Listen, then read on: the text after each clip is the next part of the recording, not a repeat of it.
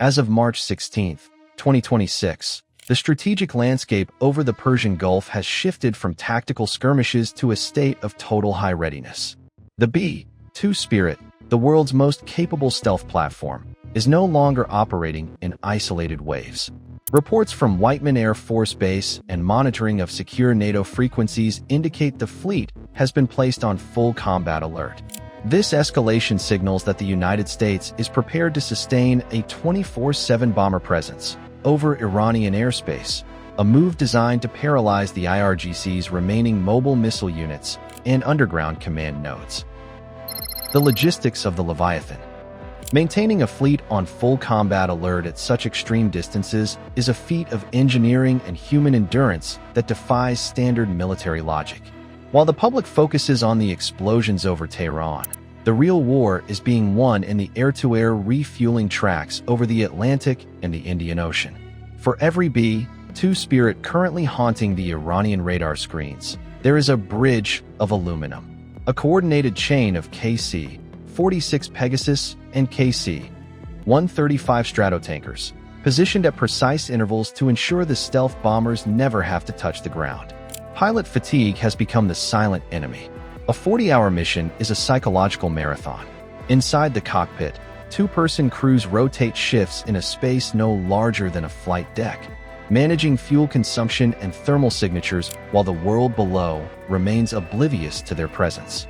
The B-2's flying wing design, while perfect for evading the S-400 and S-500 batteries currently ringed around Tehran, requires constant micro-adjustments by flight computers. On the ground at Whiteman Air Force Base, the low-observable maintenance crews are working triple shifts, meticulously reapplying radar-absorbent tape and coatings to every seam of the aircraft. Even a loose screw or a scratched panel could bloom like a beacon on an Iranian Su-35's radar, turning a ghost into a target. The Missile City Siege. The shift to deep Earth destruction represents a fundamental change in U.S. engagement rules. For decades, Iran's missile cities, underground bases buried up to 500 meters beneath solid granite, were considered unreachable by conventional means. Operation Epic Fury has challenged that assumption. The deployment of the GBU-57 Massive Ordnance Penetrator, MOP, is not just a tactical choice, it is a psychological one. When a B-2 releases a 30,000-pound MOP, it isn't just an explosion, it's an artificial earthquake. These munitions are designed to burrow through hundreds of feet of reinforced concrete before detonating, causing the very mountains housing the IRGC's ballistic inventory to collapse inward. The secondary explosions seen by residents in the Alborz foothills are often the result of these bunker busters triggering the volatile liquid fuel of Shahab and Fader missiles stored deep within the rock.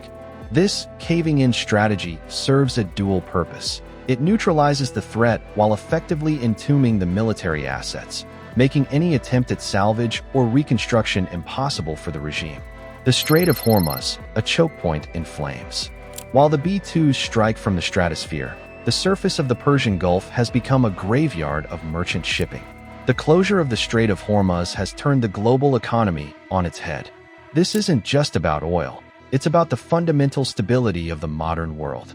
With Lloyd's of London declaring the entire region uninsurable, the global supply chain has snapped. In Tehran, the IRGC's maritime wing has utilized swarm tactics, deploying hundreds of fast attack boats armed with C-802 anti-ship missiles.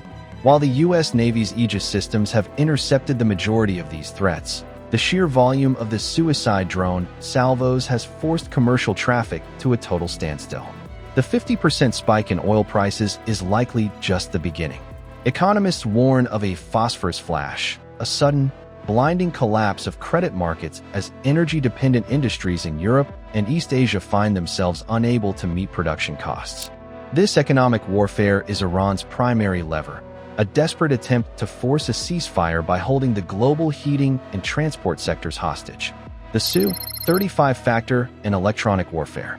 One of the most intense, yet invisible, aspects of the conflict is the electronic duel occurring in the 15,000 to 50,000 foot altitude bands. Iran's recent acquisition of the Sukhoi Su-35 flankery from Russia was intended to be the ultimate deterrent against Western air power. These jets, equipped with Irbis-E passive electronically scanned array radar, were marketed as stealth killers. However, the B-2 Spirit has proven to be an elusive quarry. U.S. electronic warfare, EW suites, operating from accompanying EA-18G Growlers and specialized satellites, have been flooding the Iranian air defense grid with digital noise, creating thousands of ghost targets. When Su-35 scrambles to intercept a B-2, it often finds itself chasing a phantom while the actual bomber is 30 miles away, lining up a JDAM release. The impunity mentioned by the Pentagon is the result of decades of classified research into spectral dominance.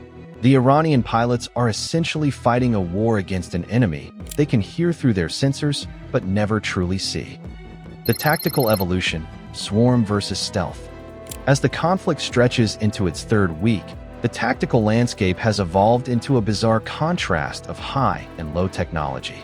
While the B-2 Spirit represents the absolute pinnacle of 21st century aerospace engineering, the Iranian response has relied on the sheer volume of the cheap and the mini. The IRGC has deployed thousands of Shahid 136 loitering munitions, not just to strike Israel or U.S. bases, but as a form of aerial clutter. By filling the sky with slow-moving, low-altitude drones, Iran attempts to saturate the sensor suites of the U.S. carrier groups and regional air bases. This forces the U.S. to expend million-dollar interceptor missiles on $20,000 drones. However, this strategy has done little to deter the B-2. Because the Spirits operate at high subsonic speeds at the very edge of the stratosphere, they are effectively isolated from the low-altitude drone swarms. The bombers act as the high hand, in a game of multidimensional chess, waiting for the drone swarms to reveal the positions of their mobile control stations, which are then promptly eliminated by satellite-guided dams. The human cost and the red zone reality.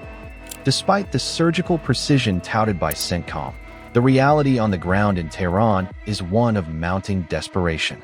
The constant full combat alert of the B-2 fleet means that air raid sirens have become the city's permanent soundtrack. International observers note that while military infrastructure, the Ministry of Defense, IRGC headquarters, and telecom hubs have been the primary targets, the collateral impact on civilian life is staggering. Power grids have been selectively targeted to disrupt military communications, leaving millions in the capital without reliable heating or water. The red zone, a term now used by local residents to describe the northern districts where most military government complexes are located, has become a ghost town. The psychological toll of the invisible war, where the enemy is neither seen nor heard until the ground begins to shake, is creating a deep sense of fatalism among the populace.